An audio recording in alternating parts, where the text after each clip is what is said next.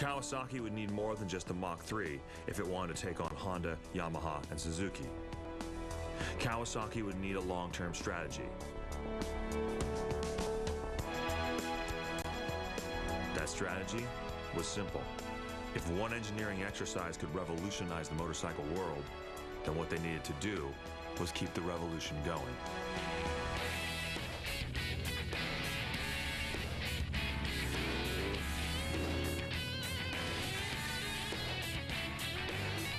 Just 3 years after producing the Mach 3, Kawasaki unveiled another design breakthrough, a new bike called the Z1 with a larger 900cc engine. The Z1, the 900, was amazing. You know, that bike made a huge impression and really established Kawasaki as a performance force. This is Kawasaki Z1. It was introduced in 1972 in the United States. This is very unique again. The 4 exhaust pipes make it massive, and it's a beautiful machine.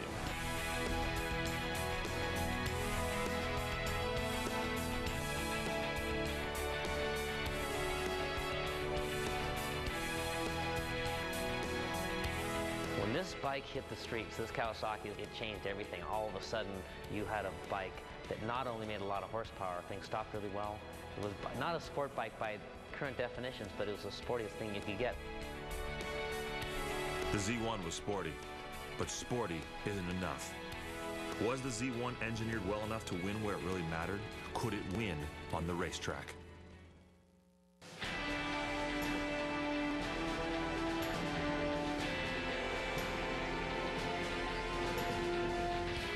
There's an old saying in the motorcycle world: race on Sunday, sell on Monday. In the late 1970s, a British rider named Reg Pridmore was racing the Kawasaki Z1.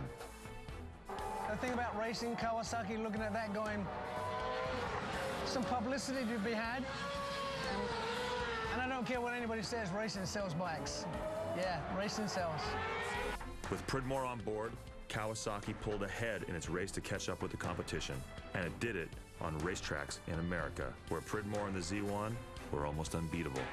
It was a great bike. I love the power because now I could go fast without having to struggle too hard for it. And I did quite well on that one. Kawasaki became the first Japanese motorcycle brand to win the American Motorcycle Association Championship. With Reg Pridmore on board the Z1, Kawasaki took the title 2 years in a row, 1977 and 1978. Wow, that was just like riding a bike that you've known for many, many years. But in actual fact, you know, we had good brakes, we had good power.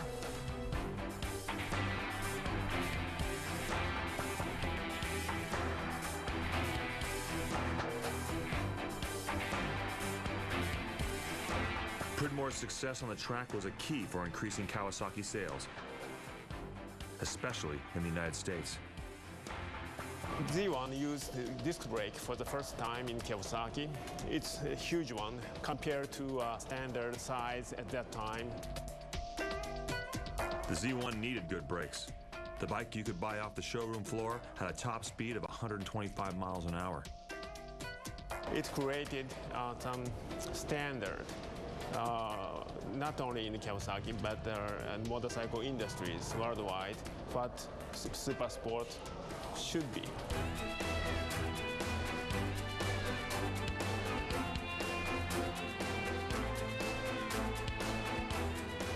Kawasaki, the company that started next to last in terms of making motorcycles, was catching up fast.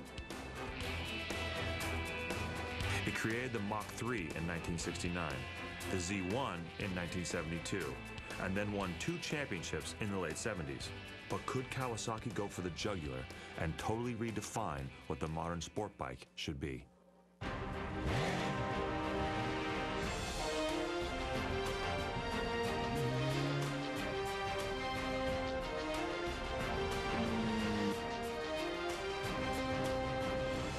The answer would come only 1 year later, in September of 1980. Management in Japan released a new bike they called the Z900R.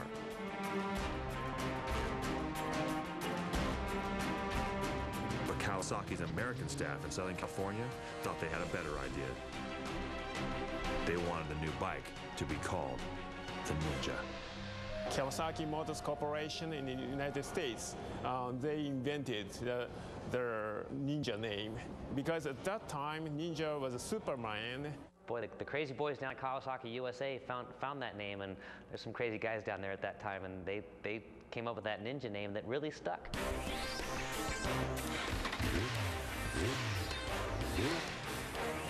They loved the Ninja name back at Kawasaki headquarters in Japan. It struck a balance between what would sell in America and the clearly Japanese design philosophy used in creating the bike. The philosophy that shapes can have both positive and negative qualities. This is a bike is a positive, negative is combinations. And then we are making the positive and negatives and the shadows making with my design philosophies.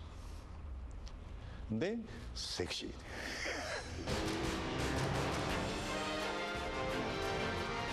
In addition to their distinctive design philosophy, Kawasaki used a unique color to stand out: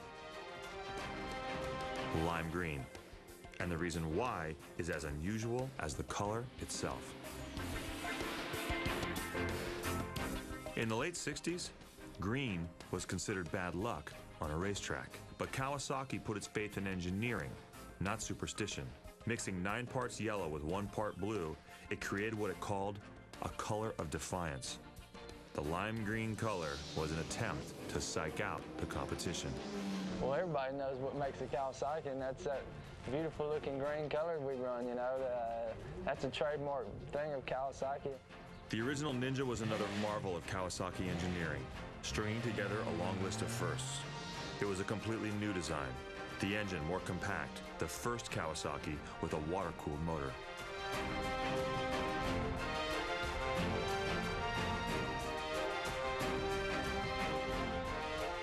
This one is original Ninja 900, and the engine is compact and it's lower than other bikes. The center of gravity is lower because of the engine location. It's located down and forward.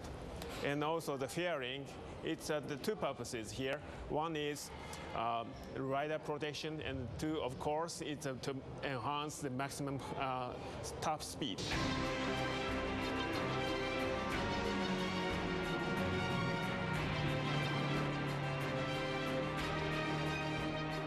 Here was a bike that had, you know, a racing level suspension and engine performance, and even a kind of a racer's crouch to the seating position. You know, there hadn't really been anything like it before.